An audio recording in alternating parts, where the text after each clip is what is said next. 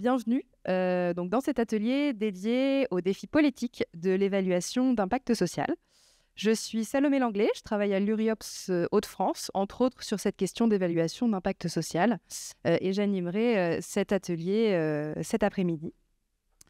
Donc l'évaluation d'impact, sujet très en vogue et très stratégique surtout. Comment donner à voir ce que l'on produit dans l'ESS, au-delà de nos dialogues de gestion, nos rapports d'activité ou nos évaluations réglementaires qui ne sont pas toujours très, très parlantes. Et pour travailler sur cette question, c'est vrai que je trouve que c'est une question qui est très souvent abordée sous le prisme de la technique. Souvent, quand on vient me voir, on me demande des indicateurs. Quel bon indicateur, quel bon cabinet, quelle bonne méthode, sans se poser au préalable des questions absolument fondamentales autour de l'évaluation. Des questions qui, je trouve, étaient très bien résumées par Marilyn Waring dans les années 80, à savoir qui compte. Qu'est-ce qui est digne d'être compté finalement? Qu'est-ce qu'on doit mettre en avant? Qu'est-ce qu'on veut mettre en avant? Et qui décide de ce qui compte? Est-ce que c'est par exemple aux financeurs de décider de manière unilatérale ce qui compte et ce qu'il faut mettre dans nos évaluations? Pas forcément.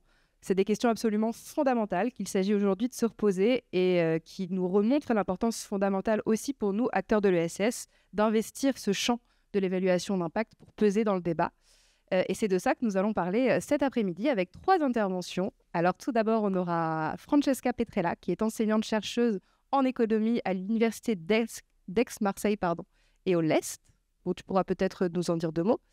Ensuite, on aura Nicolas Farvac, qui est directeur du pôle recherche et études chez Orgeus Ethics, qui nous vient aussi des Hauts-de-France, et Patrick Pozzo, qui est président de l'association GRIM 69. Vous avez entendu parler, Madame la coprésidente de GRIM, à la table ronde cet après-midi.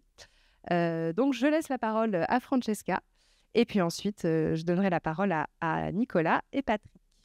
Et je te donne. Ah oui, et je prends le micro.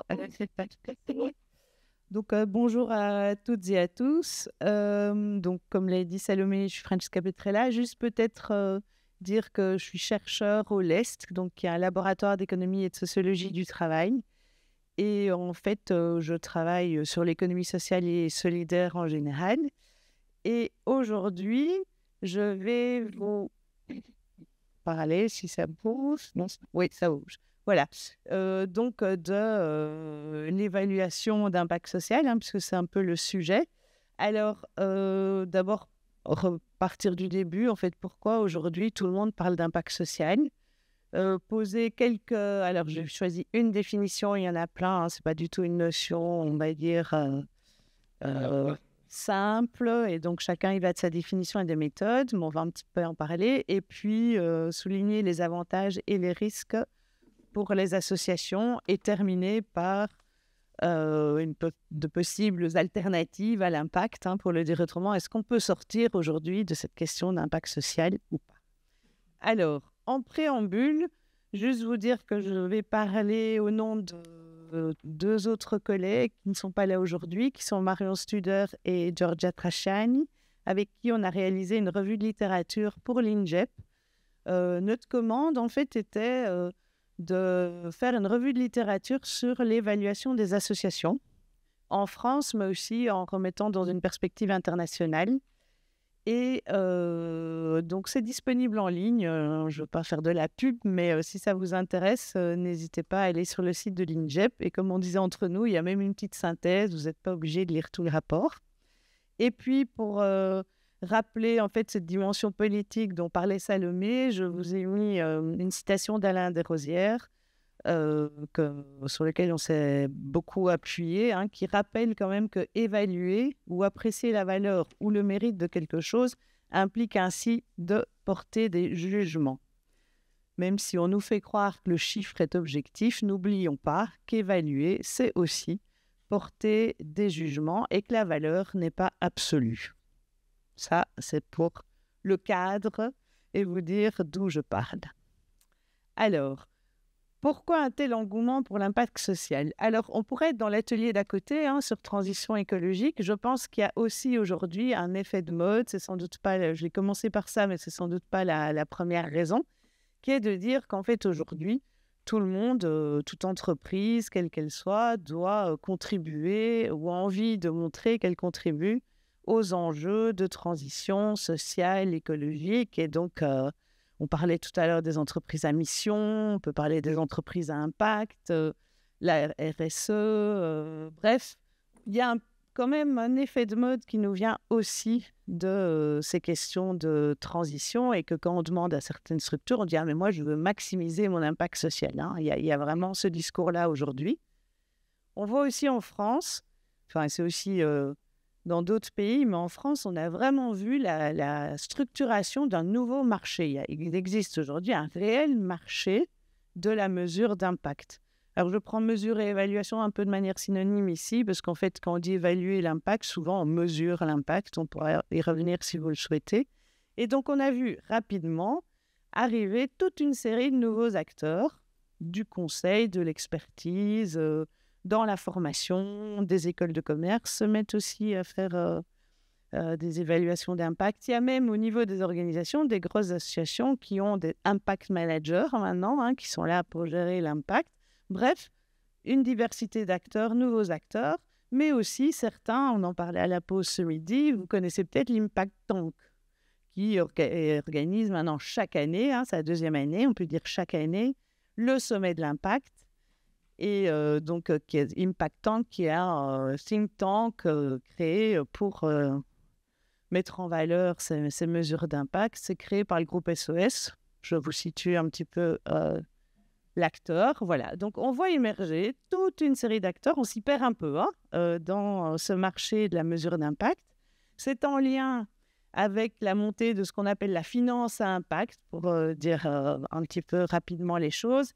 C'est-à-dire qu'aujourd'hui, même des investisseurs classiques cherchent à avoir non seulement un investissement, enfin une rentabilité économique, financière sur leur investissement, mais aussi un investissement social.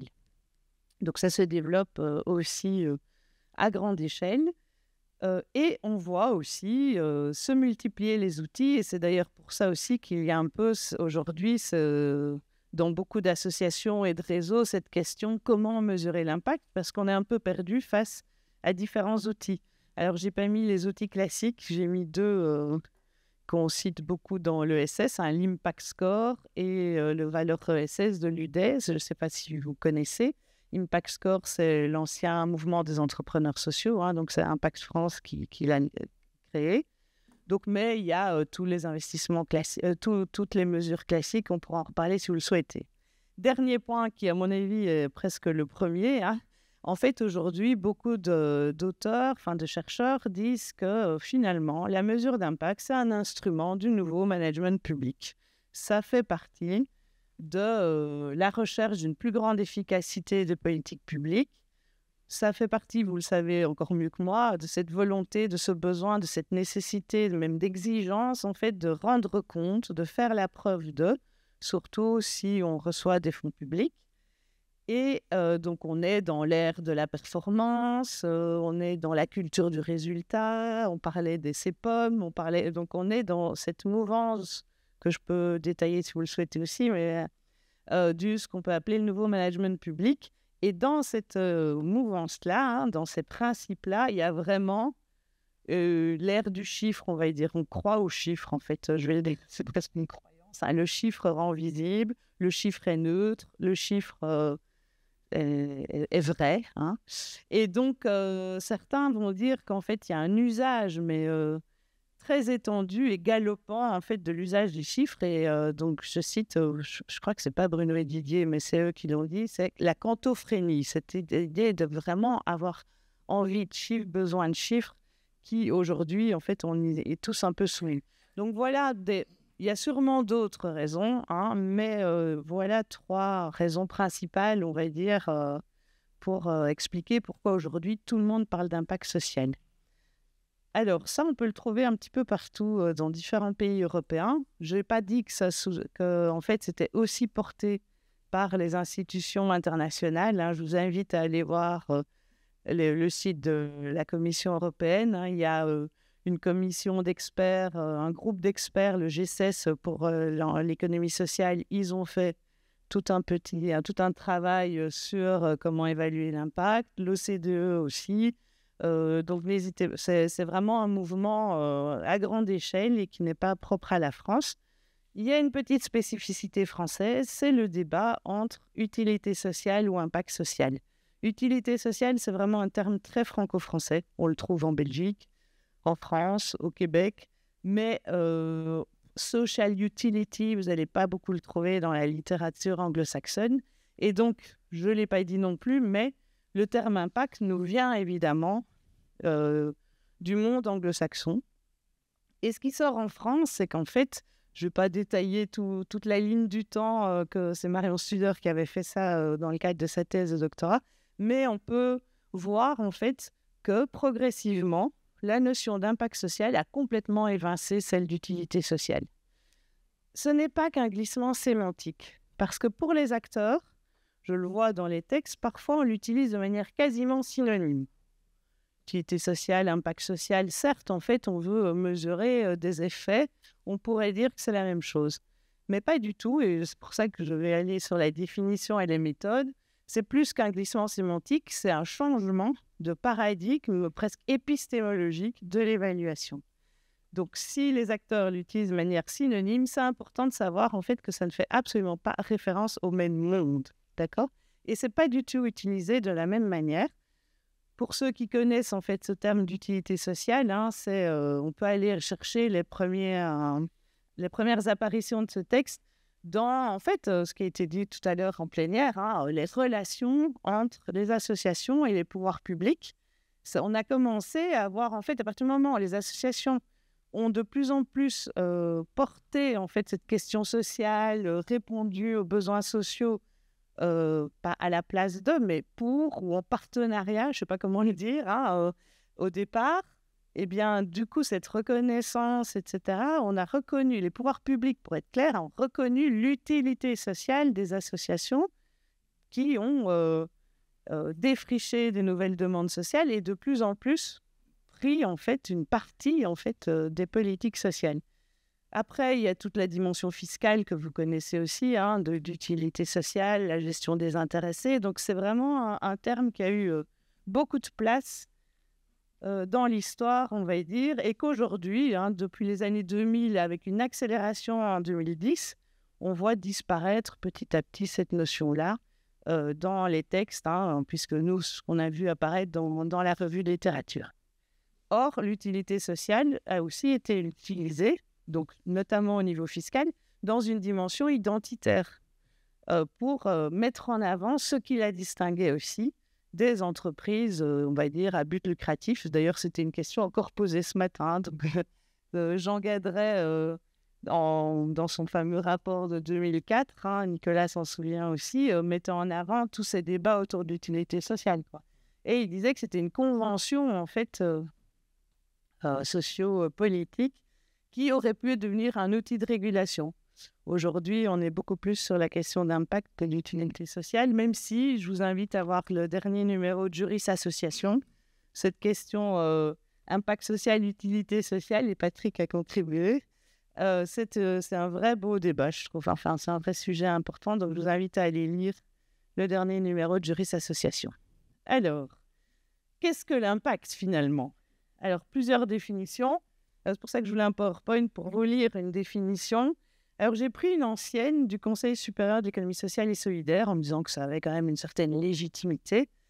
Et donc, je lis juste le début. L'impact social consiste en l'ensemble des conséquences des activités d'une organisation, tant sur ses parties prenantes externes, donc bénéficiaires, usagers, clients, directs ou indirects de son territoire, et donc les parties prenantes internes, salariés, bénévoles, volontaires. Ça, c'est sur les parties prenantes, mais aussi sur la société en général. Et donc, ça peut être très, très vaste. Je ne vais pas lire la suite faute de temps, mais donc, je défie tout le monde ici de mesurer l'impact des activités d'une organisation sur toutes les parties prenantes, directes, indirectes, sur le territoire et sur la société en général. Alors, peut-être que Nicolas a des très, très bonnes méthodes, mais c'est quand même pas quelque chose de simple. Le message, c'est ça, c'est que c'est complexe. Si vous voulez y aller vraiment, allez-y, vous allez voir la batterie d'indicateurs et de méthodes qu'il faudra. Alors, ce que je vous disais tout à l'heure, c'est que ça implique en fait un changement de paradigme dans l'évaluation. certes, on n'est pas en train de dire, enfin, je ne suis pas en train de dire avec mes co-auteurs qu'en fait, on ne doit pas évaluer. Il est logique qu'on évalue, qu'on essaye d'évaluer les effets d'une politique publique, d'une association. C'est vrai que ce n'est pas l'idée qu'il ne faut pas évaluer. Mais ici, quand on parle d'impact, les présupposés, les fondements théoriques sont liés à ce qu'on appelle la théorie du changement. Vous allez lire tout ce que vous voulez et tout le monde utilise cette théorie du changement, le cadre logique, là, etc. Ça repose sur la recherche d'une causalité linéaire entre une action et ses effets. Et en fait, l'impact, c'est la portion du résultat total survenu à la suite de l'intervention au-delà de ce qui se serait produit de toute manière. Et donc, vous voyez, vous mettez des moyens pour produire des activités, ça donne des résultats, ça induit un changement sur la société, ça peut aller plus loin, sur l'ajustement de l'activité, on réaligne les objectifs, mais ce qui nous intéresse, c'est ce qui dépasse, là, c'est ce qui sort. C'est l'impact, parce que du changement, on essaye d'enlever ce qui se serait produit de toute façon. Qu'est-ce que ça veut dire ? Ça veut dire que pour vraiment évaluer l'impact, mesurer l'impact, il vous faudrait un groupe contrôle, un groupe témoin, et comme ça, vous pouvez, un contrefactuel, on dit en économie, et comme ça, vous pouvez vraiment regarder, donc un groupe qui a une activité, l'autre qui n'a pas l'activité, et on regarde en fait les effets des deux groupes en parallèle. Alors, il y a plein de méthodes sur le contrefactuel, les différences en différence, peu importe. Mais l'objectif est de mesurer ce qui ne se serait pas produit s'il n'y avait pas eu l'activité. D'accord ? Et ça peut être présenté de différentes formes, mais ce qui sort le plus aujourd'hui, c'est cette fameuse chaîne de valeur sociale que moi j'aime bien présenter parce qu'on la voit bien linéaire. Ok. Alors, je ne vais pas aller plus loin dans la technique, mais pour pouvoir évaluer cet effet qui ne se serait pas produit par ailleurs, avec un groupe contrôle, ça demande une technicité très très forte. C'est quelque chose qui a été beaucoup utilisé. C'est ce qu'on appelle en anglais l'evidence-based policy ou movement, qui a été utilisé dans l'évaluation de politique publique. Pour ceux qui connaissent Esther Duflo, qui est une économiste qui a travaillé dans les pays en développement, a eu un prix Nobel pour ces méthodes-là. Donc, voilà, c'est quand même quelque chose qui est dans le faire la preuve de. Si vous arrivez à faire ça, c'est dans la hiérarchie de la preuve, c'est la meilleure manière, c'est la preuve qui sera la moins contestée. Ouais. Alors, quels sont les avantages et les risques d'une évaluation de l'impact pour les associations ? Alors, les avantages, c'est enregistré, mais bon, j'en ai mis pour quand même pour en mettre.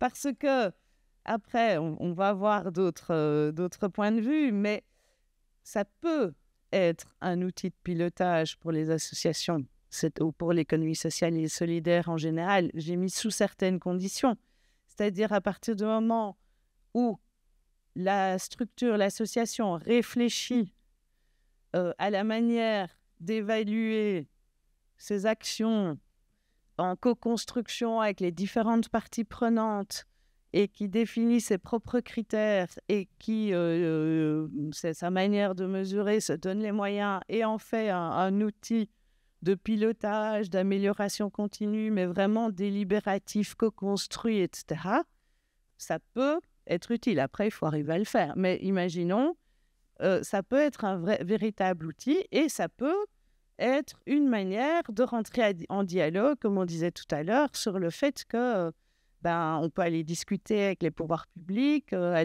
oui, dans l'idéal, mais on peut aller avec ses propres indicateurs, discuter et essayer de créer un autre dialogue. Donc, ça peut permettre une plus grande reconnaissance de la part des pouvoirs publics, une certaine légitimité institutionnelle, une nouvelle forme de dialogue, mais pas si vous allez chercher la méthode toute faite, ce que Marion appelle tout à fait hétéronome, avec des indicateurs qui ne sont pas discutés, avec un score final. Je n'ai pas développé là-dessus, mais si c'est l'objectif d'afficher que vous avez un impact social à 97%, je ne pense pas que ça va vous aider dans le pilotage de votre association.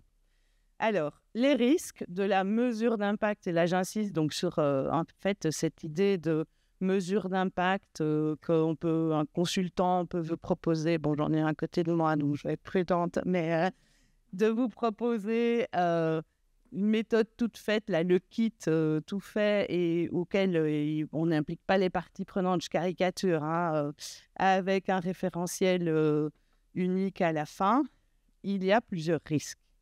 Le premier, c'est ce qu'on appelle l'isomorphisme. L'isomorphisme, c'est le fait qu'en fait, des organisations soumises aux mêmes pressions de l'environnement adoptent les mêmes comportements que les autres.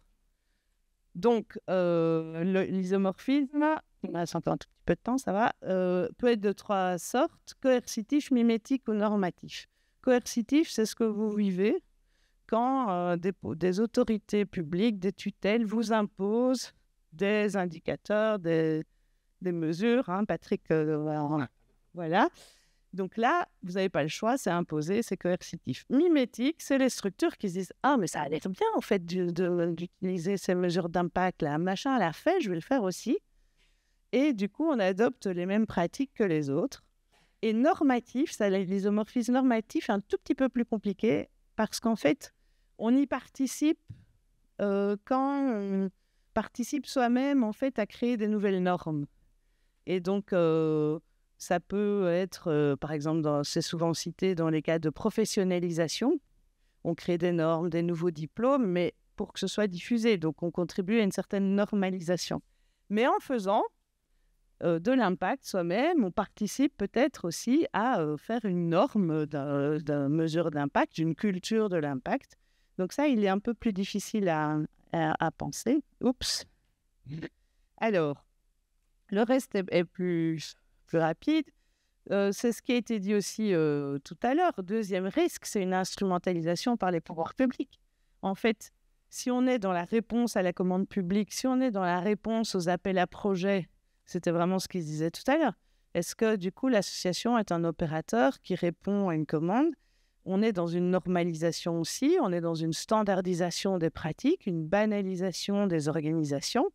Et il me semble que ce qui ressortait de la table de la plénière tout à l'heure, c'est aussi le fait que, d'une certaine manière, on perd l'innovation sociale. On perd en fait cette capacité des associations à révéler les nouvelles demandes sociales, à dire quels sont les besoins, ce que disait M. Père, c'est ça? De dire il a besoin des associations. Mais si on n'est que dans la réponse à la commande publique, on n'est qu'un opérateur, pour dire les termes de tout à l'heure, on perd cette capacité de l'innovation sociale. On est juste instrumentalisé par les pouvoirs publics. Un autre risque, c'est ce qu'on appelle la cooptation. En fait, c'est l'idée que, en fait, on prend le langage, le discours, les pratiques d'un autre groupe social qui, en général, est plus puissant que nous.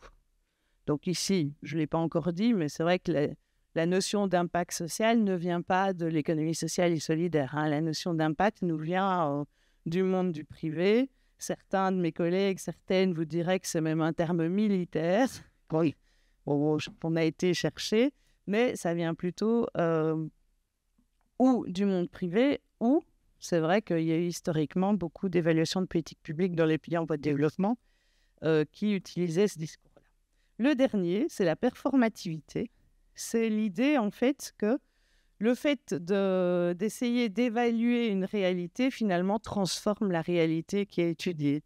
Pour le dire, alors je schématise un peu trop, mais pour le dire simplement, à force de devoir rentrer dans des cases et de répondre aux indicateurs, vous transformez aussi ce que vous allez faire dans l'aide à domicile, ce qu'on reporte, en fait, tout le relationnel est invisible dans toutes les cases à cocher, donc finalement, il n'y a plus de relationnel, quoi. On ne fait que des actes techniques.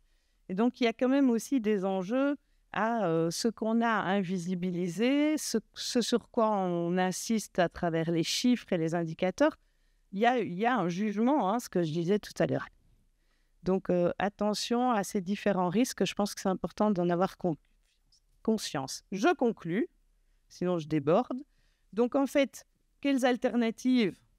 À mes yeux, en fait, aujourd'hui, ce qui ressort quand même de nos lectures, hein, c'est que plusieurs auteurs mettent en avant quand même cette incompatibilité des approches causales qui sont linéaires, hein, comme le schéma, face à des systèmes complexes, très adaptatifs, et qu'il est difficile en fait d'utiliser ces méthodes pour évaluer des choses complexes comme le travail social, la transformation sociale ou l'innovation sociale.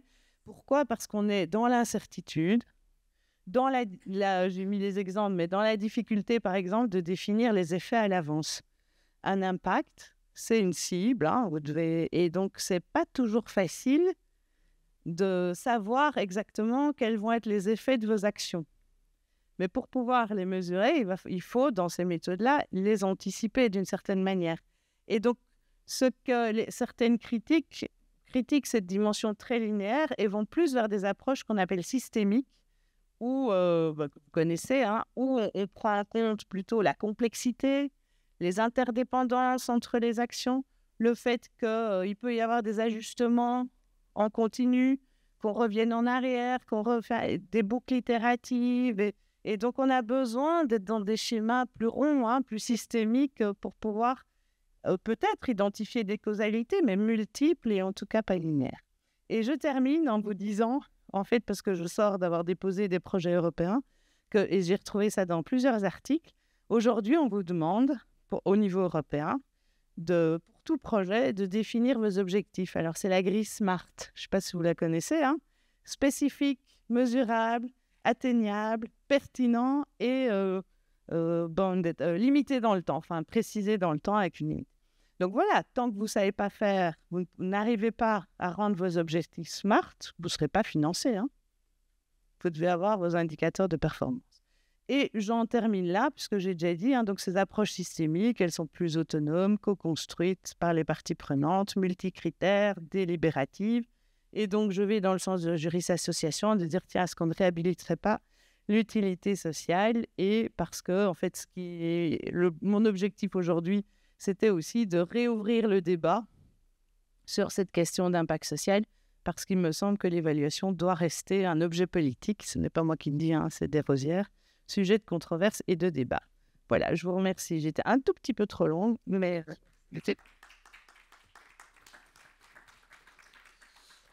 Merci Francesca pour cette entrée en matière. On prendra les questions à la fin. On aura un temps de questions-réponses si vous le souhaitez.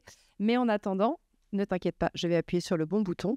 Je vais donner la parole à Nicolas et puis à Patrick qui vont nous parler d'une posture complètement différente parce que Francesca est plutôt universitaire. Et nous aurons donc la parole d'un consultant qui travaille sur ces thématiques d'évaluation. Tu nous en diras un petit peu plus. Et ensuite, Patrick, qui est lui président d'une association, donc qui voit aussi l'évaluation d'impact social d'un œil différent, mais assez proche. Merci, bonjour. Alors oui, je suis consultant dans un cabinet qui s'appelle Orse, qui fait partie d'un groupe Orse Ethics. Alors, si vous allez voir la page internet, vous allez tomber sur un cabinet d'expertise comptable parce que c'est aussi ce qu'on fait. Donc c'est l'activité d'évaluation et d'étude est une des activités de notre entreprise. Orse, à l'origine, ça voulait dire Office de recherche sociale européenne. Donc on fait à la base de la recherche dans le domaine social et puis au niveau européen. C'était notre point de départ. Donc on connaît bien les enjeux des indicateurs SMART, etc. Je suis aussi universitaire, j'enseigne à l'université. Et alors, la première fois que moi j'ai rencontré Salomé, c'était justement dans un colloque où je partageais beaucoup de ce qui était dit sur la critique de l'évaluation, je partageais ce changement de paradigme, en effet, vers la notion d'impact. Donc, je partage beaucoup des critiques qui sont faites par Francesca et ses collègues. Je vous invite à lire le rapport. Mais j'avais quand même levé la main en disant...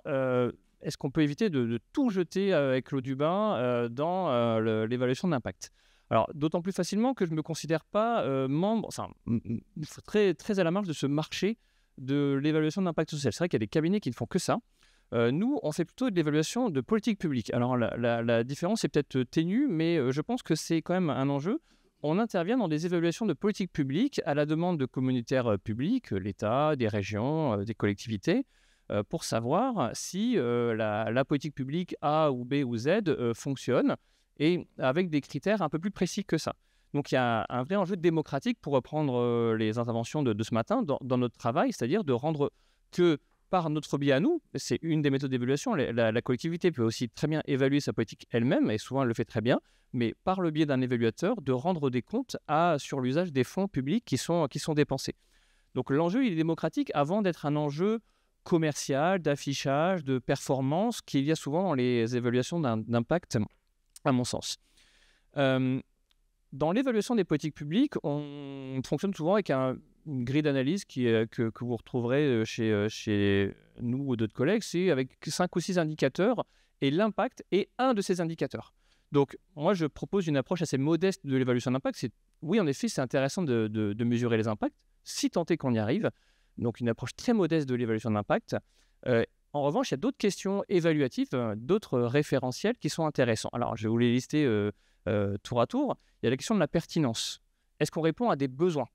Est-ce que la politique dans tel ou tel domaine répond aux besoins des personnes ? Si ça ne répond pas aux besoins des gens, la politique est peut-être super sympa, ça fait plaisir à l'élu qui l'a inventé, mais si ça ne répond pas à des besoins, on peut réfléchir au fait de la garder.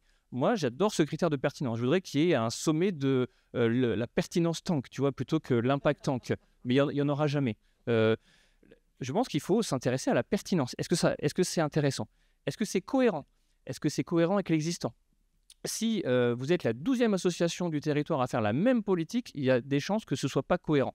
Je vous donne cet exemple, mais dans le domaine de l'insertion des jeunes, sur lequel je travaille beaucoup, avec les nombreuses mesures qui ont été édictées à la suite du Covid dans le plan Un jeune, une solution, il y a eu des millefeuilles de politiques qui étaient à peu près toutes les mêmes et qui visaient à peu près tous les mêmes publics. Donc, c'était des politiques pertinentes, mais pas tout à fait cohérentes entre elles.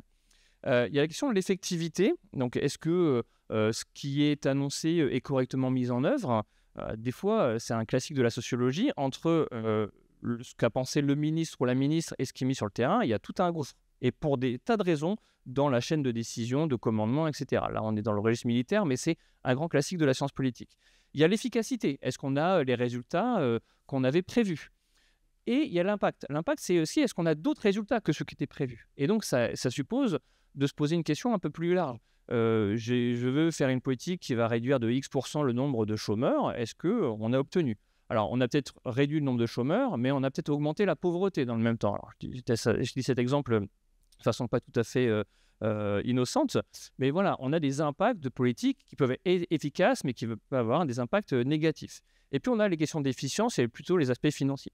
Est-ce que tout ça, ça coûte cher ou pas ? On peut avoir des mesures qui sont efficaces, pertinentes, cohérentes, mais qui coûtent un pognon de dingue. Et donc, ça interroge.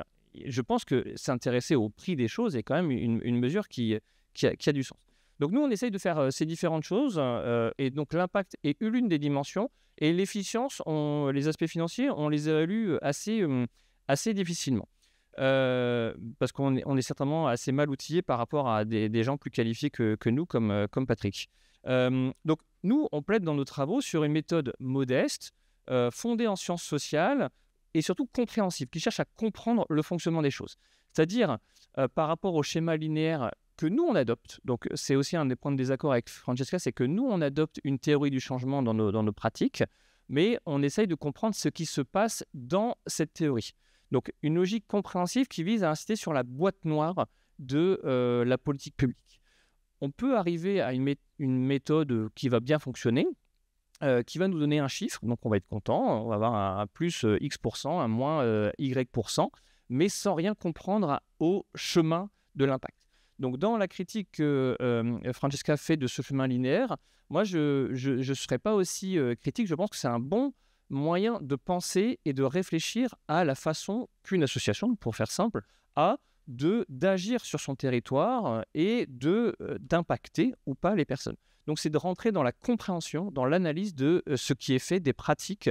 Et donc, en adoptant cette démarche, on a une démarche d'analyse des pratiques professionnelles et des différences, des comparaisons entre structures. Alors, si on évalue une association, c'est assez difficile, mais nous, dans notre travail, on recourt souvent à de l'analyse comparative. On va évaluer la politique dans le domaine du logement ou de l'insertion des jeunes, et on va faire des monographies, des études de cas de plusieurs structures qui adoptent le même la même politique publique, mais qui ne font pas la même chose. Parce qu'on ne fait pas la même chose quand on est une structure de 10 ou 50 personnes, quand on est à Lille ou à Châteauroux, quand on est spécialisé dans l'insertion, mais plutôt dans le domaine des espaces verts ou dans le domaine de la voirie.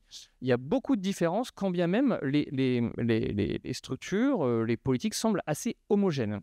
Une politique pensée depuis un cabinet ministériel à Paris va se diffuser de façon très différente.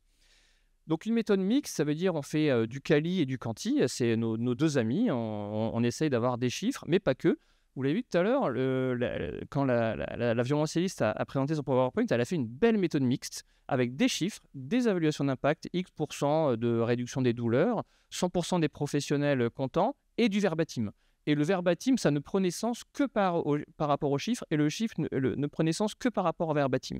Alors, il y avait beaucoup de verbatim, il y avait plusieurs pages de verbatim, alors qu'il n'y avait que 1 ou 2 chiffres. Donc, c'est un peu le point qui est difficile à faire valoir, nous, dans nos travaux, de l'analyse qualitative et quantitative. Et les deux s'imbriquent, et les deux permettent de comprendre. Moi, au-delà de la musique qu'elle nous a jouée, on a compris vraiment la boîte noire de son intervention. Je trouve que c'est un excellent exemple d'une méthode d'évaluation d'impact qui recourt à une méthode d'ethnographie. On pourrait imaginer être avec elle et comprendre les impacts.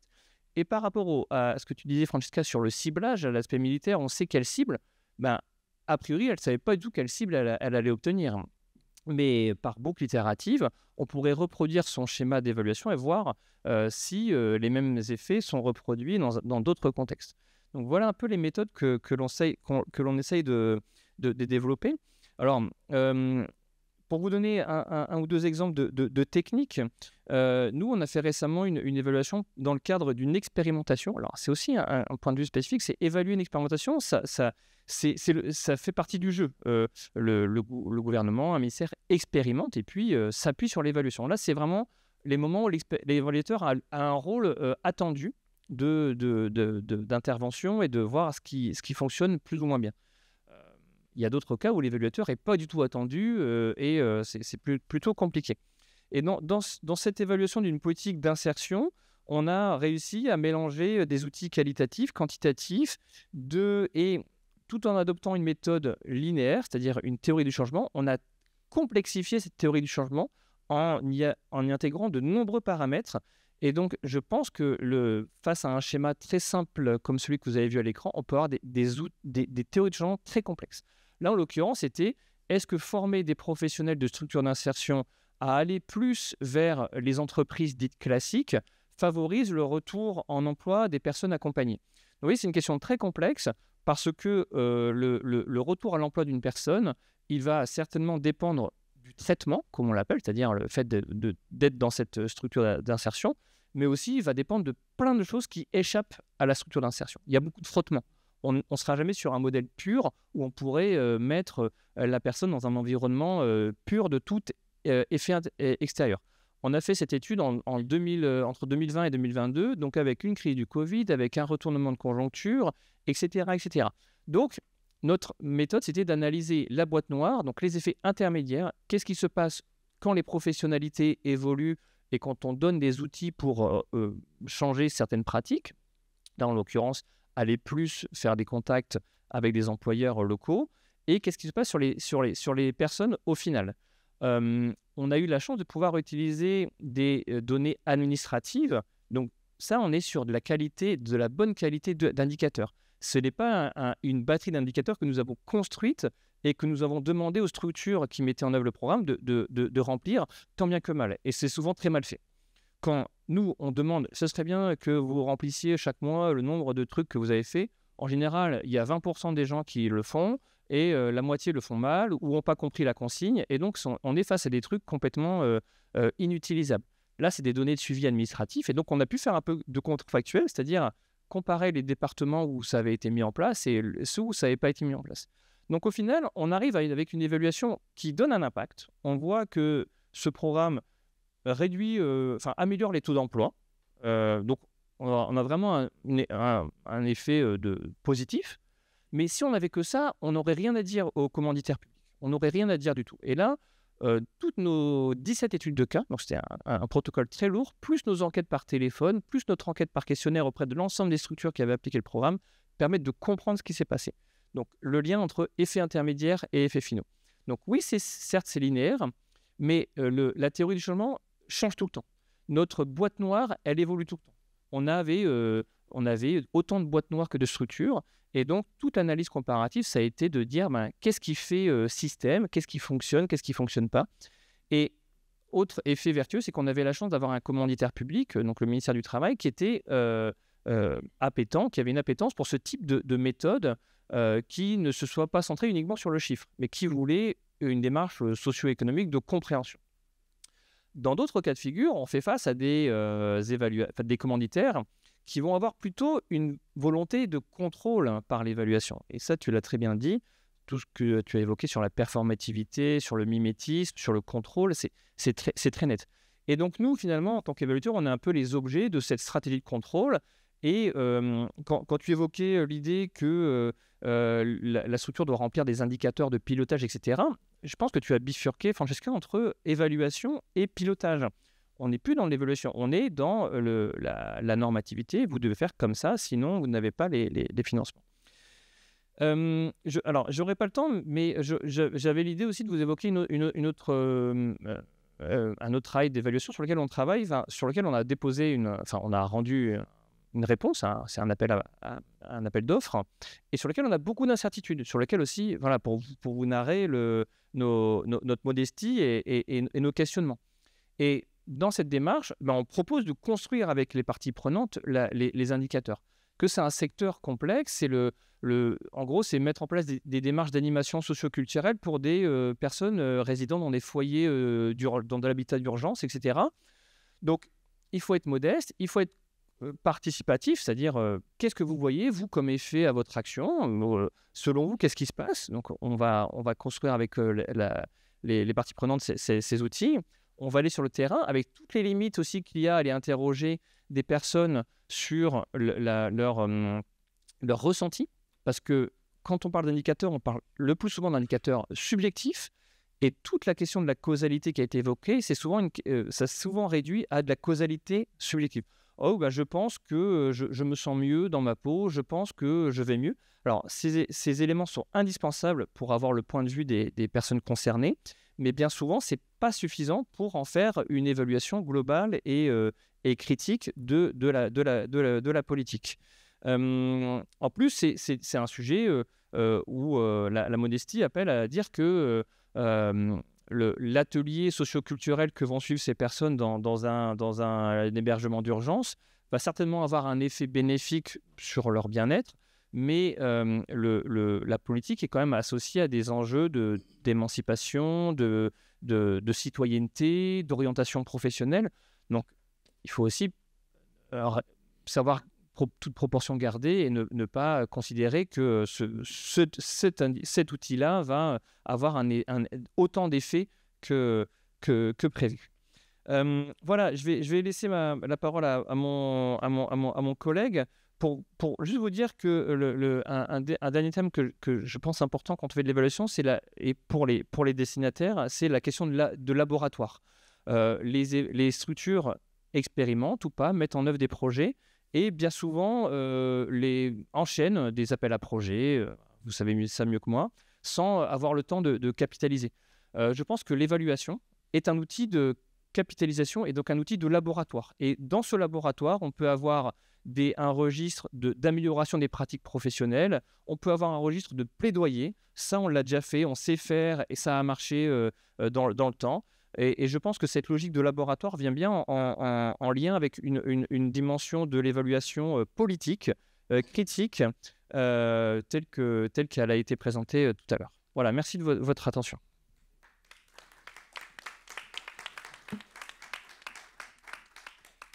Je suis là et je pense que Comme tu préfères. Il fonctionne. Oui. Donc c'est à moi. Écoutez, merci d'être là, puis merci cette invitation. Donc je vais venir sur le mot politique parce que je crois que c'est enjeu politique, donc je me présente. Donc je suis président de l'association GRIM, une association lyonnaise qui a à peu près 200 salariés, qui accompagne 2000 personnes sur le trouble psychiatrique, à la fois sous le côté mandataire judiciaire et l'accompagnement social. Pour poser un petit peu le débat. Donc je vous remercie infiniment. Donc vous voyez, donc le sujet est assez complexe. Donc, ma réponse ne sera pas complexe, mais je pense peut-être sur une dimension un petit peu multiforme. Je suis ancien magistrat à la Cour des comptes, donc j'ai pas mal évalué les politiques publiques, donc je connais peut-être quelque part un petit peu le sujet, mais et je suis aujourd'hui enseignant à l'université, donc sur l'économie sociale et solidaire, différents enjeux, mais c'est pas de ça dont je parle, donc je vais vous parler un petit peu de mon point de vue de président. Donc ça fait 5 ans que je préside cette association-là, et puis sur mon questionnement politique, chargé de, a priori, de porter un projet politique, et la question que je me pose, est-ce que vraiment je porte un projet politique, oui ou non? Est-ce qu'on est encore innovant dans la proposition d'un enjeu politique? Donc c'est un petit peu l'objet de ma première partie, et puis la réponse est évidemment non. Et en deuxième partie, rapidement, je vous expliquerai comment on est rentré sur une logique de mesure d'impact, d'évaluation des faits, de ce que vous voulez, mais en tout cas d'essayer de regarder un petit peu autrement et se départir de l'axe uniquement budgétaire pour essayer de proposer à M. Lapeyre, qu'on a vu ce matin, une autre façon de dialoguer sur ce sujet-là. Donc je prends mes petites fiches pour ne pas me perdre. Déjà, la fonction politique d'un président, elle est relativement complexe et elle est souvent contraignante, puisqu'il faudra à la fois garantir une performance économique pour le compte des politiques publiques, puisqu'il nous passe commande, et puis une performance sociale, donc l'efficience de ce que je fais. Il faut à la fois concilier une logique militante, donc la représentation des personnes qu'on accompagne, avec une logique de gestionnaire. Donc c'est pas quand même simple de se fâcher avec celui qui vous paye, en tout cas aujourd'hui. Et c'est aussi préserver une valeur éthique des membres politiques qui s'engagent dans cette association-là, avec des injonctions parfois de l'État qui sont parfois contradictoires, de faire vite avec moins ou plus avec moins, un petit peu. Alors, ma première façon, moi je parle vraiment d'une perte de vision politique, parce que depuis que j'ai pris ces fonctions politiques de président, j'ai l'impression d'être à l'initiative de rien, en tout cas en termes d'innovation, et d'être plutôt en bout de chaîne pour répondre à un besoin qui est exprimé par une politique publique. Je vais essayer de vous l'évoquer. Donc globalement, ce que je constate, c'est que la complexité et les évolutions du secteur semblent réduire la gouvernance que nous sommes à une chambre d'enregistrement. Alors quand je dis complexité, je ne vais pas vous faire l'apologie, les normes, les nouvelles évaluations, les indicateurs ANAP, je ne vais pas rentrer dedans, tout un ensemble de choses. La mise en concurrence, bien sûr, par les appels à projets qui sont globalement centrés sur les ressources. Ensuite, quand on accompagne des personnes, aujourd'hui on parle de parcours et donc sortir d'un établissement donc sur un parcours assez complexe, alors que le secteur, lui, est très segmenté. Donc je vois Grimm, nous on a 4 financeurs pour une petite association, donc alors qu'une personne qu'on accompagne sur différents chemins est financée par 4 personnes, donc elle est segmentée technocratiquement, qui nous empêche d'avoir une vision globale, en silo. C'est un secteur qui est en chantier permanent, donc je ne vais pas vous le dire à vous, professionnels. Donc une adaptation de normes. C'est un secteur aussi qui est, je trouve, dans les conseils d'administration, qui sont des fonctionnements mécanistes, puisqu'ils sont uniquement centrés sur l'importance des tâches administratives. Je pense qu'on passe plus de temps aujourd'hui à faire du reporting qu'accompagner ou réfléchir sur l'innovation.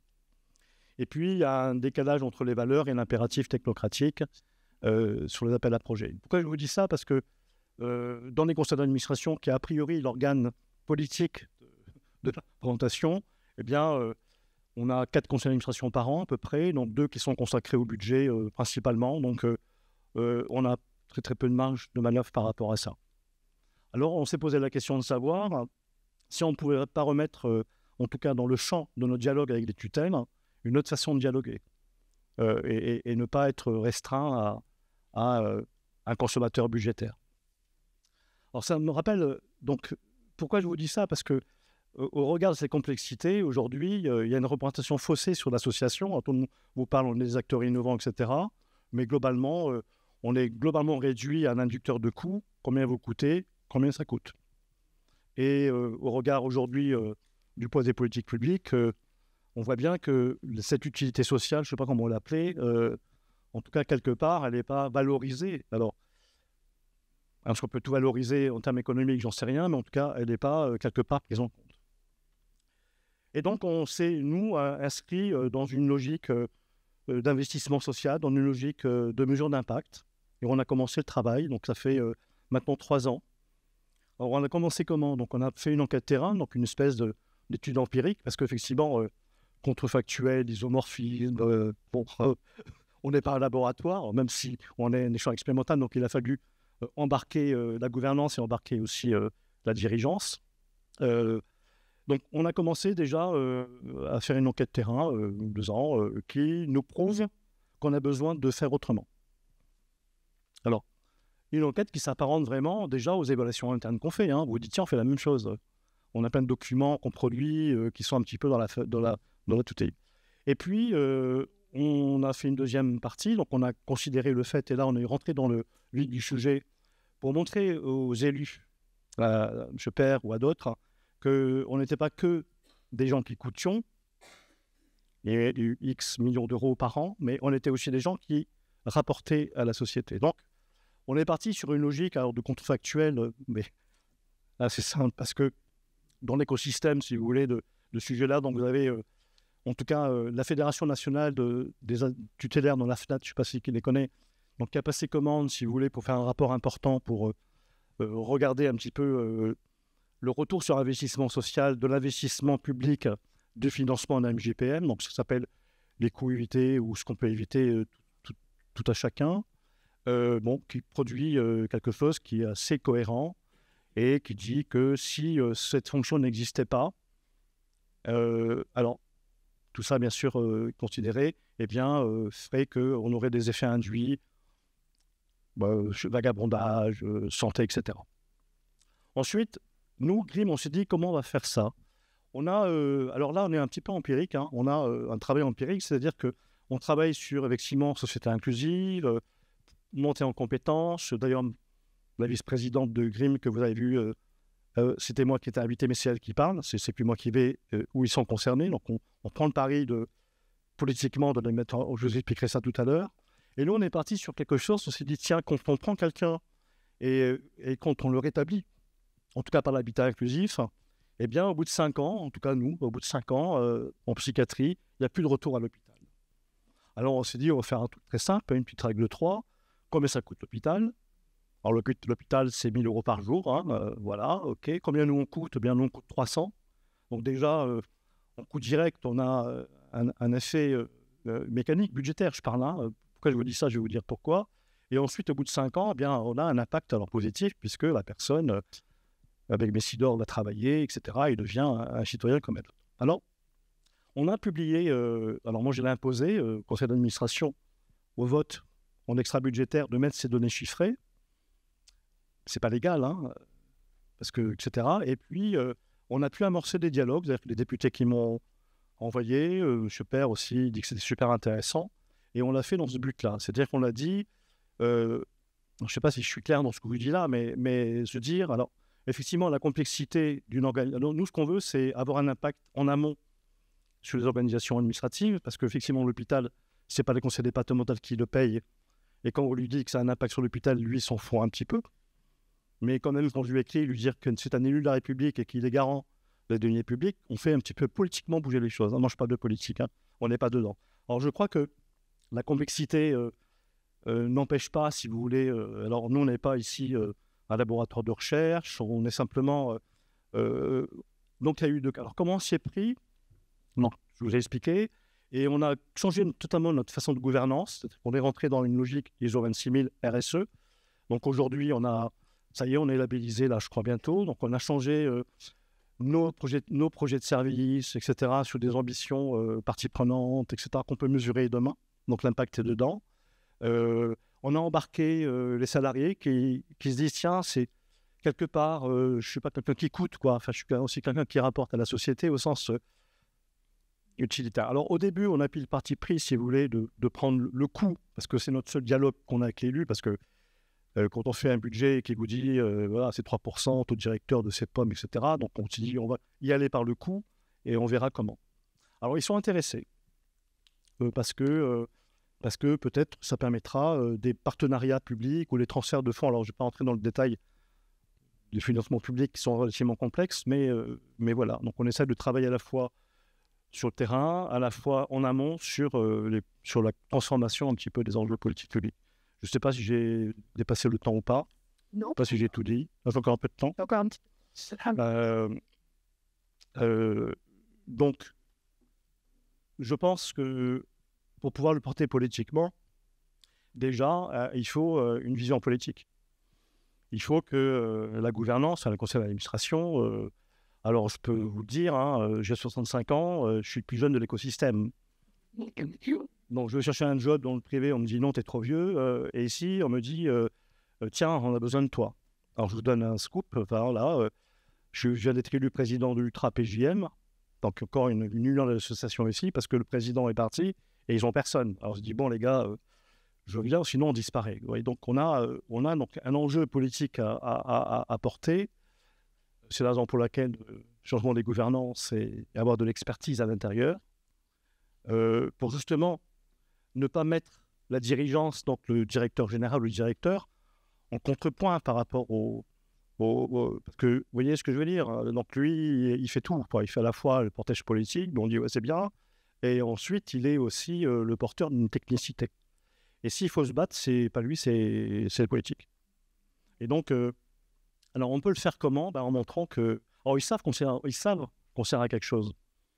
Si on leur dit, vous prenez les clés, puis vous vous occupez des 2500 personnes qu'on accompagne psychiatriquement, puis vous les aurez dans la rue. Donc ça, ils le savent. L'utilité sociale, elle n'est pas mise en débat. Ce qui a été mis en débat, si vous voulez, c'est le choix des politiques publiques en amont. En politique publique, quand c'est la théorie du beurre ou des canons, c'est-à-dire que ce que je choisis de financer l'alimentation. Un président de région, de département, il doit gérer les routes et gérer le social. Donc à un moment donné, s'il y a des nids de poules et qu'ils sont engueulés par l'élu, par le paysan qui habite ici, il va dire est-ce que je saisis ça ou le SAMSA de M. Pozzo que j'ai soclé 10% de moins. C'est ça le problème de fond. Donc il faut passer par cette notion, non pas de compassion, de dire c'est super, on est là. Donc, alors aujourd'hui, on réfléchit à la mesure, donc depuis Mme Jardin est présidente, je vous donne aussi un scoop, c'est-à-dire que au CDMCA, vous savez, au CDMCA, vous connaissez, conseil départemental, machin, donc j'étais membre administrateur dans ce truc-là, eh bien, c'est elle maintenant qui est à ma place, et pas dans les collèges personnes concernées. Donc on ne prend pas de pris, si vous voulez, de l'ambition de se dire, nous on espère on en a 4 personnes concernées au budget, moi j'espère qu'un jour ils ne voteront pas le budget. Enfin, vous voyez, en tant qu'administrateur. Donc, projet politique, alors ça, comment je le mesure? Je ne sais pas. En tout cas, on l'a mesuré ce matin parce que l'élu, il était content, même s'ils ont capté la parole à sa place, donc ça c'est quand même... voilà, c'est normal, c'est naturel, les choses se feront avec etc. Voilà, donc, donc ça se porte comme ça. Voilà, j'espère que je n'ai pas été trop technique et politique.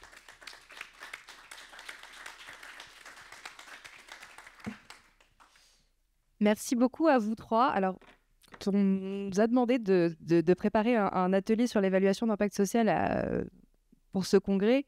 Le choix a été de faire un petit pas de côté parce que vous voyez bien qu'on ne vous a pas apporté de réponse. On vous a peut-être fait vous poser plus de questions que vous n'en aviez avant de rentrer dans la salle. Mais justement, c'était un parti pris. Et l'idée n'est pas de vous dire de ne pas y aller parce que j'ai entendu des choses très intéressantes dans les différentes interventions, à savoir que faire de l'évaluation d'impact, d'utilité, ça nous permet d'embarquer les salariés, d'améliorer les pratiques, de redonner du sens au travail, de dialoguer avec les pouvoirs publics. Voilà, autant de choses absolument fondamentales aujourd'hui. Donc, le message de cet atelier à retenir, c'est surtout, allons-y, c'est intéressant, mais discutons, posons-nous les bonnes questions et faisons-le en co-construction. Je pense qu'on est tous d'accord sur ce maître mot autour de l'évaluation. Est-ce qu'il y a des questions dans la salle? Alors, attendez, je peux y aller. Je dois vous passer un micro parce que tout est enregistré et je suis missionnée. Je vais commencer à droite et puis je vais me déporter ensuite. Merci. Donc moi, je suis Marianne Langlais du collectif des associations citoyennes. On a un observatoire citoyen de la marchandisation des associations. Et dans ce cadre-là, ce qu'on relève, nous, par rapport à l'arrivée de la mesure de l'impact social, c'est que, vous l'avez souligné d'ailleurs, en 2010, on voit une montée de cette notion. Et ça correspond pour nous aussi à l'arrivée d'une autre notion qui vient du monde anglo-saxon et qui est la notion d'investissement à impact social, qui aujourd'hui est un nouveau marché financier qui représente ça vient de tomber 1000 milliards de dollars et qui, en quelque sorte, est chargé de faire à la fois du bien et du profit. Enfin, c'est la façon de, en fait, repositionner les marchés financiers sur des investissements propres pour aller très, très vite. Donc, je trouve qu'il faut faire extrêmement attention à cette notion-là parce qu'elle est aussi une manière de construire un nouveau marché financier, au-delà du marché financier des évaluateurs d'impact eux-mêmes. Et que pour moi, cette façon qu'on a, nous, d'essayer de faire en sorte que cette mesure, on le voit bien chez vous, de se réapproprier cette mesure d'impact et de faire en sorte qu'elle soit un moyen de dialogue avec les pouvoirs publics, ce que je comprends parfaitement, parce que c'est effectivement, il faut qu'on arrive à accrocher. Il faut qu'on se méfie aussi, parce que cette mesure d'impact, à mon avis, elle invisibilise beaucoup de choses. Et il y a une montée, par exemple, des startups à impact qui, eux, ne se posent pas du tout la question de savoir comment ils peuvent rendre ça utile à la fois pour l'association, pour les personnes, pour comment on peut faire pour que finalement ça fasse de l'utilité sociale, quoi, en quelque sorte. Et elle arrive sur un marché financier et utilise ces mesures d'impact pour récupérer de l'argent public qui rentre dans ces marchés défrichés par les associations. Moi, ce que je voulais poser comme question, pardon, je posais ça, et c'est un petit teasing pour l'atelier de demain matin sur le financement des associations à 9h. Et puis...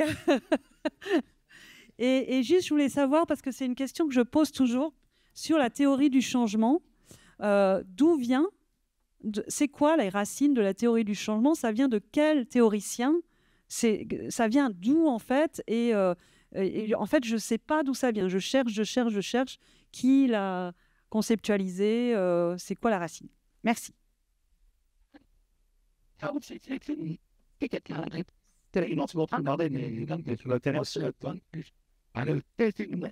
Sur la question du changement, je ne sais pas trop, mais en tout cas, une chose est certaine. Le secteur, en tout cas, dont je parle, médico-social, il est à 80% financé par les pouvoirs publics. On est bien un fournisseur de l'État. On est une entreprise, au sens managérial du terme.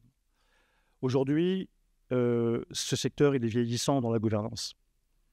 C'est-à-dire que dans 20 ans, si rien n'est fait, la place sera prise par d'autres.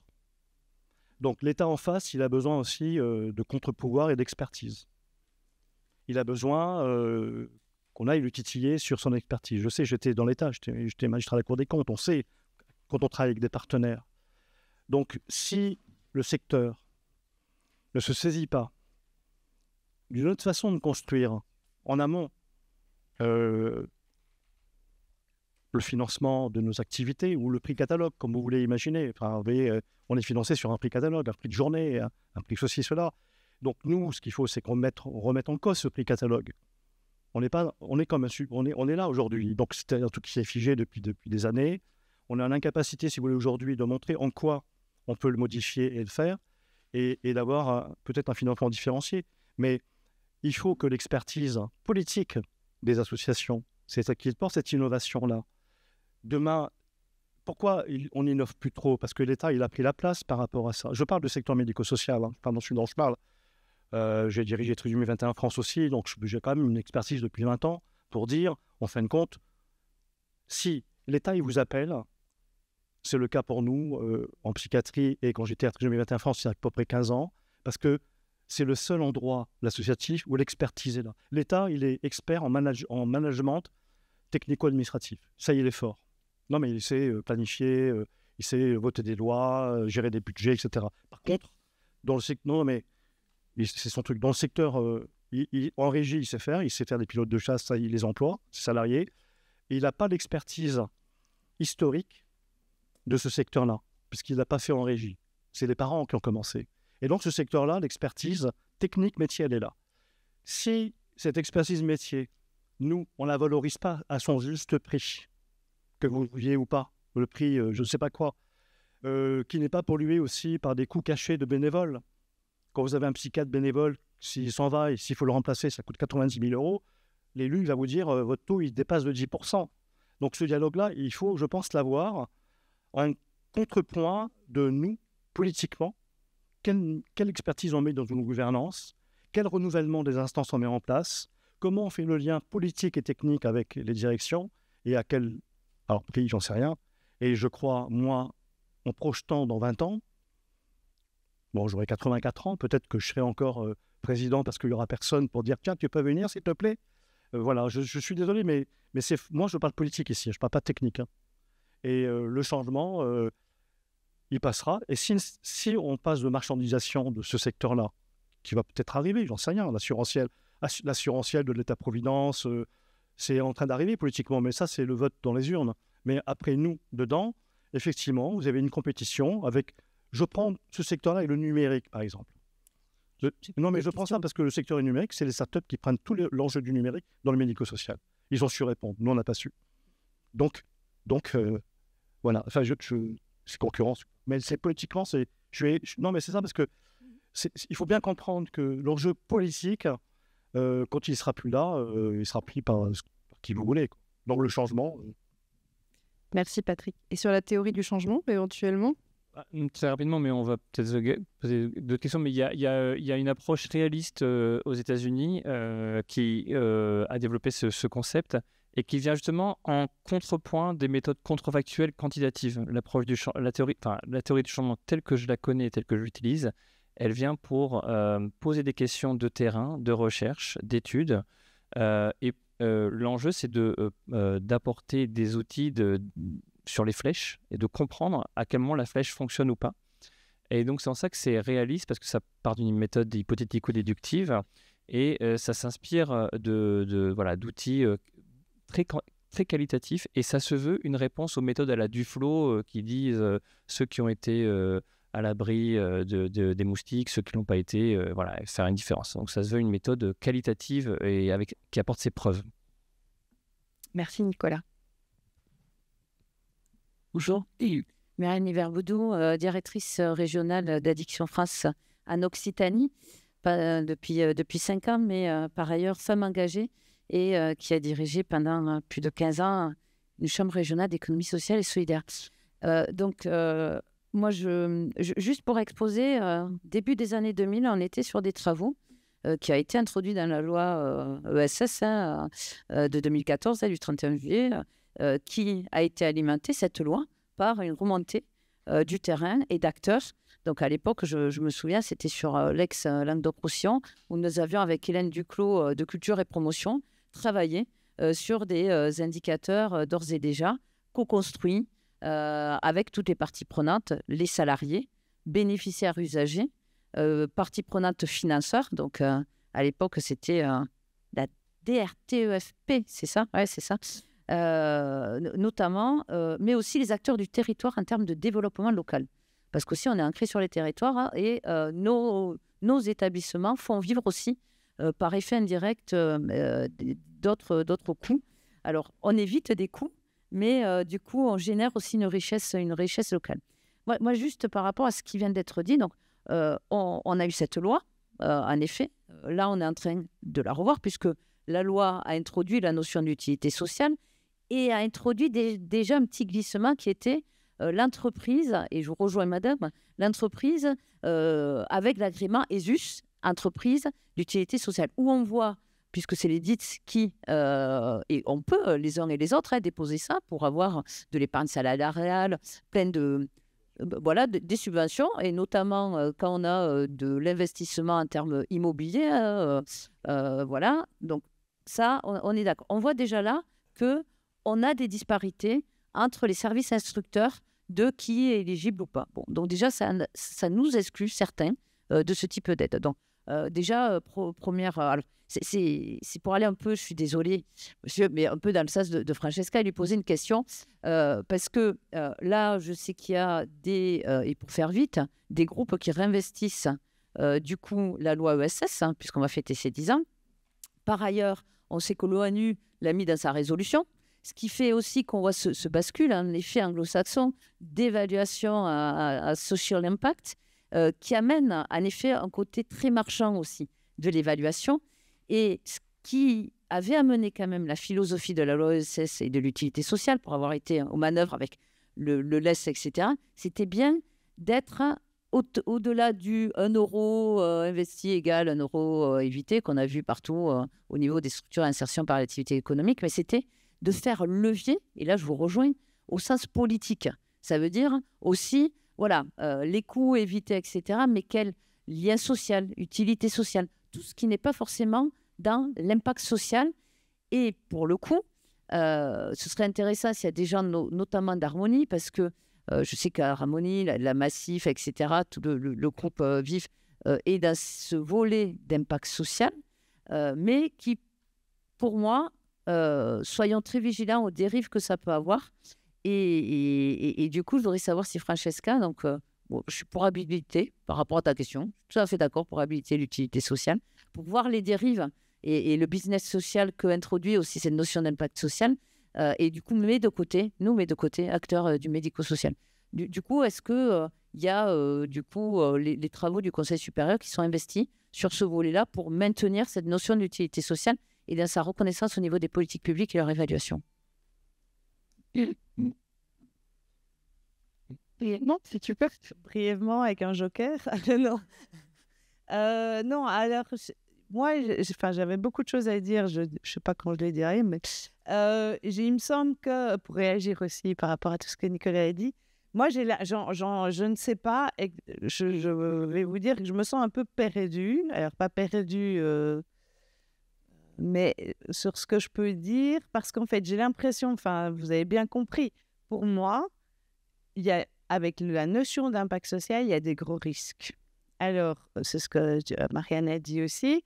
Je pense que c'est un peu dommage d'aller sur une notion qui est complexe, qui est dangereuse, alors que, bon, c'est vrai, Nicolas, on voit bien, il réintroduit de la complexité dans un monde où on a envie de simplifier.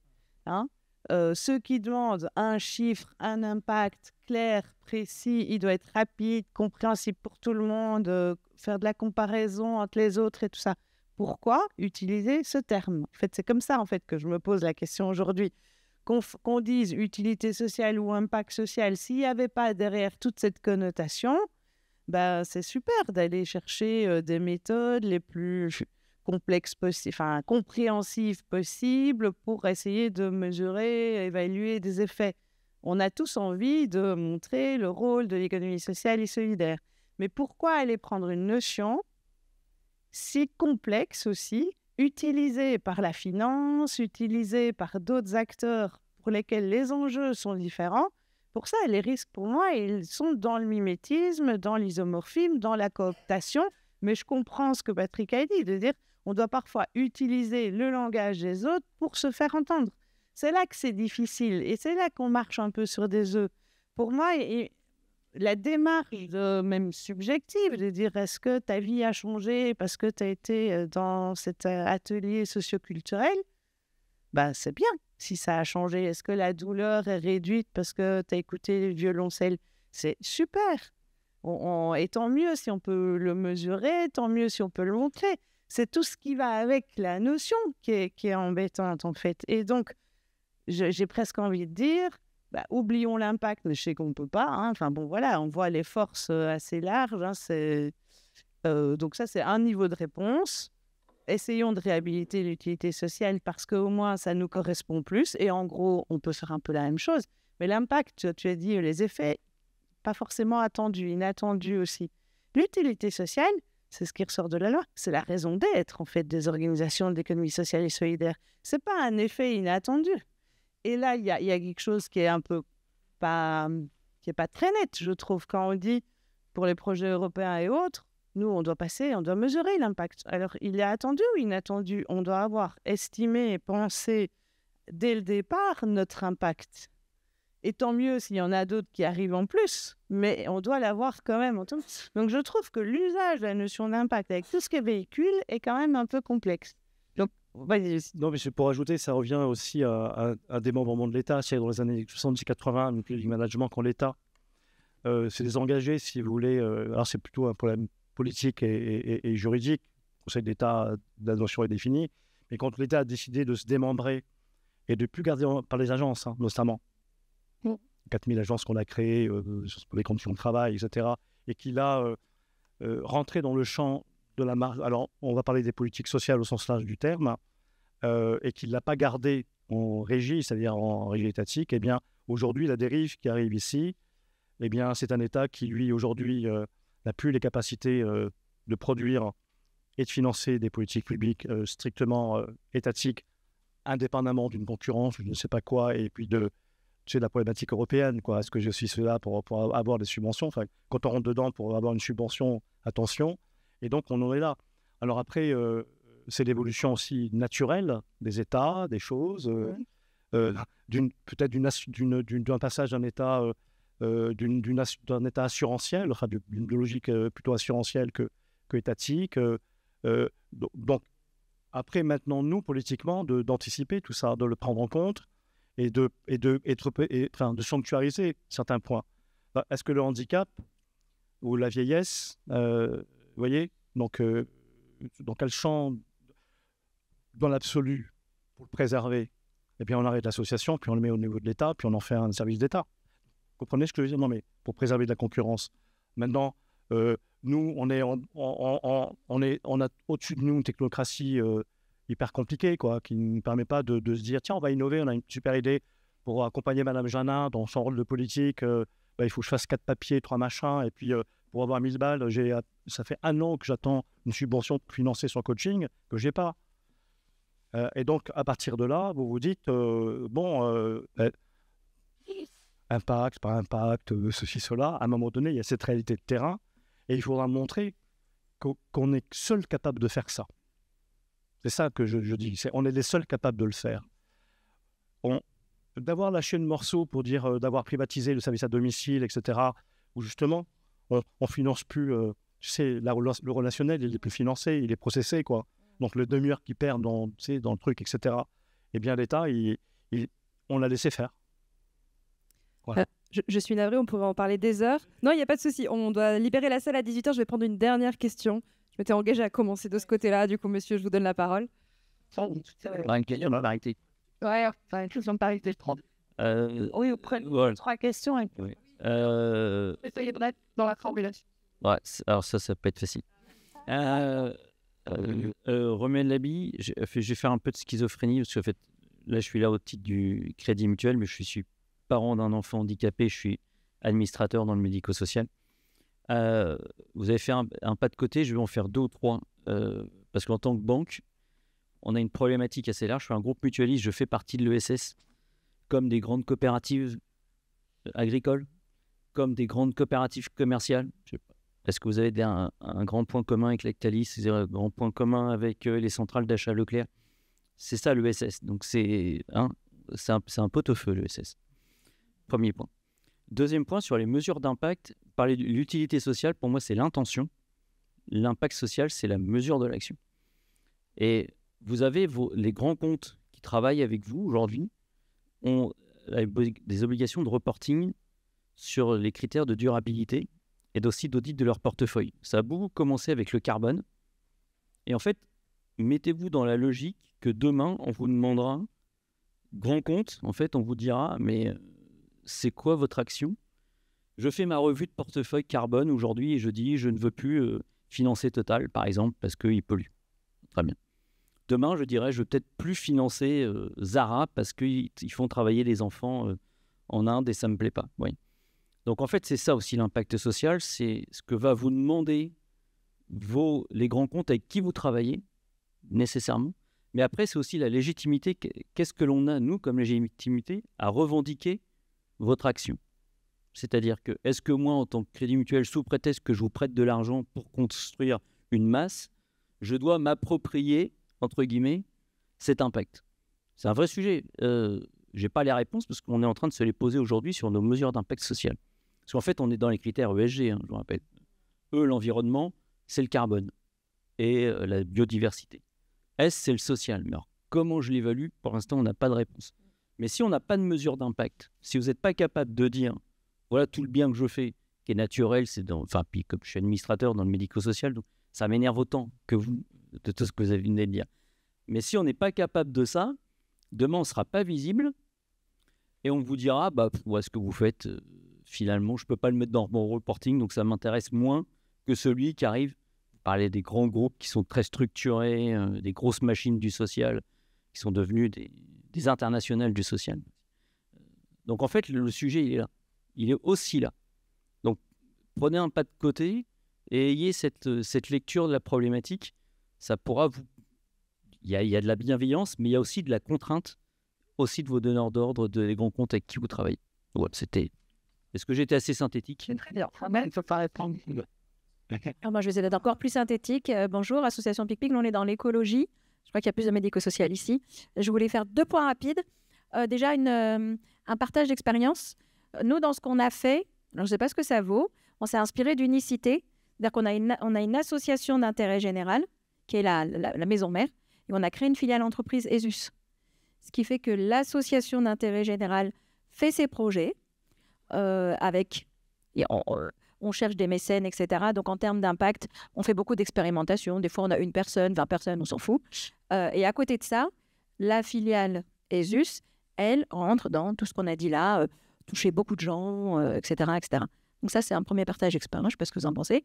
Et mon deuxième point était une question ouverte.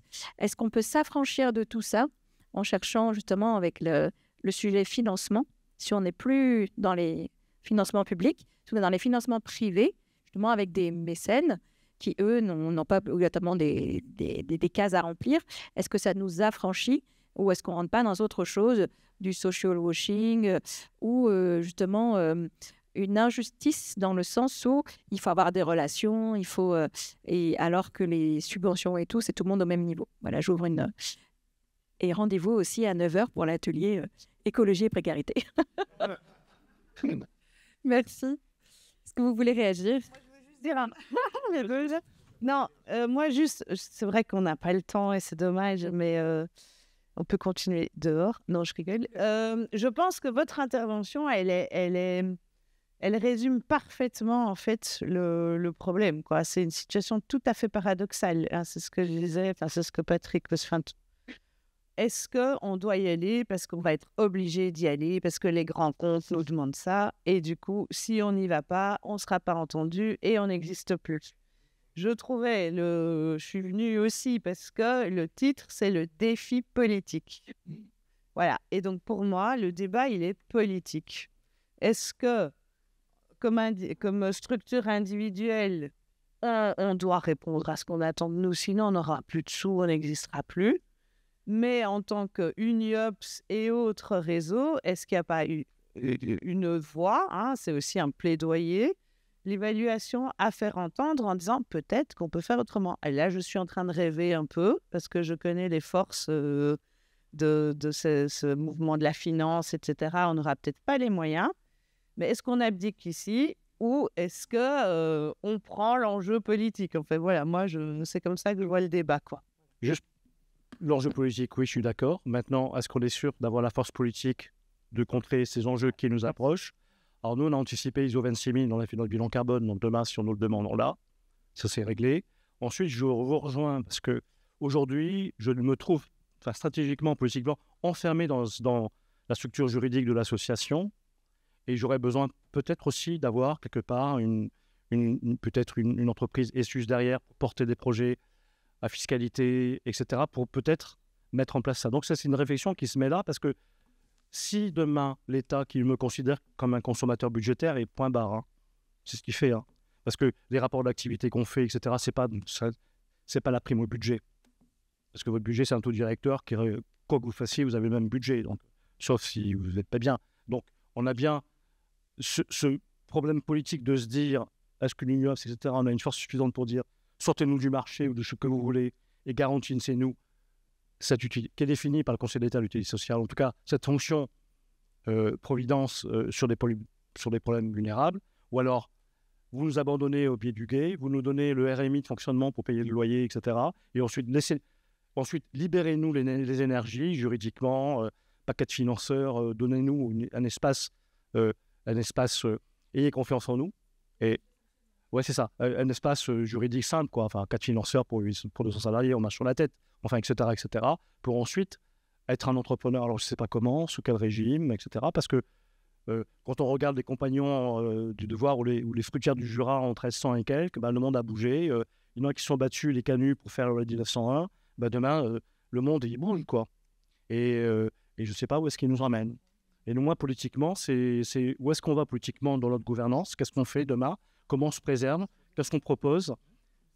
Comment on construit? Nous, on est pour l'expérimentation, comme ça, on se protège un petit peu, puis on verra bien sur le financement.